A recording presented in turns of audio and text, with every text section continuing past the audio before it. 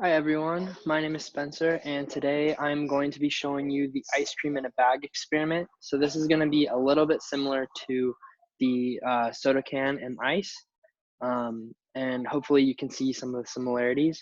So what I'm going to start off with is a bag of milk, sugar, and vanilla extract. So as you can see in this bag, it looks like a liquid. It's very fluid, and it moves around easily. Okay, so that's going to be in our smaller bag. And then next, I have a big gallon Ziploc, and I have put salt at the bottom of this Ziploc bag. And I'm going to put 3 cups of ice into this gallon Ziploc bag. So that this was 2 cups, and this is 1 cup. And I'm going to put it inside the bag. So as you can see, I have my ice and the salt inside, and the ice, as you can see, is a solid. It's not liquid, it's not moving around, it's a solid. The molecules are not moving around very fast, okay? So what I'm gonna do is I am going to put our small Ziploc bag that seems to be a liquid, and we are gonna put it inside of our big gallon Ziploc bag, okay? And I'm gonna close it just like that. All right, before I continue, what I want you to do is I want you to take notes of what you see. What do you see in the big Ziploc bag with the ice cubes? What state are the ice cubes in? And then we're gonna take notes on the small Ziploc bag and what state that is in. Is it a solid or a liquid? And just take notes, okay? So this is gonna be our first step. We just have the ice and the ice cream mixture inside. Okay, now that I have this inside the bag, to start the experiment, what I'm gonna do is I'm going to be shaking this bag. Okay, so in order to shake this bag, it's gonna get very cold. So I am using safety precautions, and I'm using oven mitts so my hands don't freeze. So what I'm gonna do is I am just gonna shake the bag around just like this. All right, now while this is going on, while I'm shaking, what I want you to do is I want you to think of the heat interaction that is occurring. Okay, so we have our warmer milk inside the bag and then our cold ice. So what do you think is going to happen? Where do you think the heat energy is going to go? All right, so I'm going to shake this bag. Now this experiment is going to take around 10 minutes. So I'm just going to show you the bag over time. Okay, so I'm shaking the bag. All right, there's still ice and the liquid inside. All right, so I'm going to keep shaking. I want you to take notes, and I will show you what will be next. All right. Okay, so I've been shaking this bag for a while, and the liquid inside is not completely solid, but I want to show you guys what is happening, and I want you to take notes.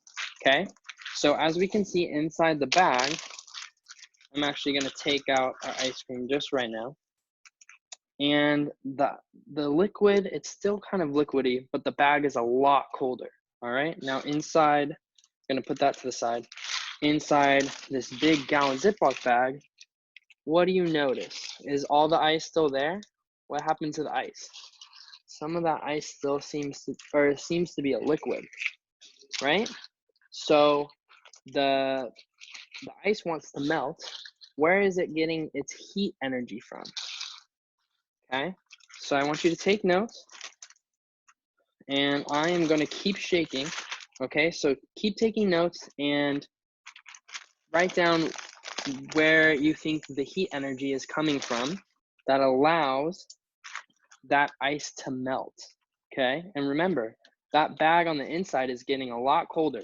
Okay, so I'm going to keep shaking, and then we will come back in a little bit to see what's happening inside the bag. All right, I'm going to keep shaking. Okay, so I've been shaking this bag for about 10 minutes now, and this is the final step. So what I want you to do is keep taking notes, and we are going to observe what has happened inside this bag, okay? So now I have what we had in the bag before, which was the liquid, but now I don't know if you can tell, but it's a lot harder now. And I'm actually just going to pull it out and show you. See? It's not liquidy anymore. It is actually a solid, okay? So let's think about that. So we started off with this bag as a liquid, and this liquid was warm, and now it is a solid, okay? So let's think about our heat interactions, and let's remember that heat energy can't be created or destroyed, it's just transferred. So where did the heat from this bag go that allowed it to get more solid, okay? Now let's look at our big Ziploc bag. As you can see, it seems to be almost all liquid now. And if we think back to how we started, this bag was ice cubes and ice, all right? It was all solid, but now it's a liquid. So in order for a solid to become liquid, heat energy needs to be added to it. So let's think, where did the heat energy come from that allowed this ice to melt? Okay, now remember this was warm at the start and now it's very cold and it's a solid. Okay, so let's think about that.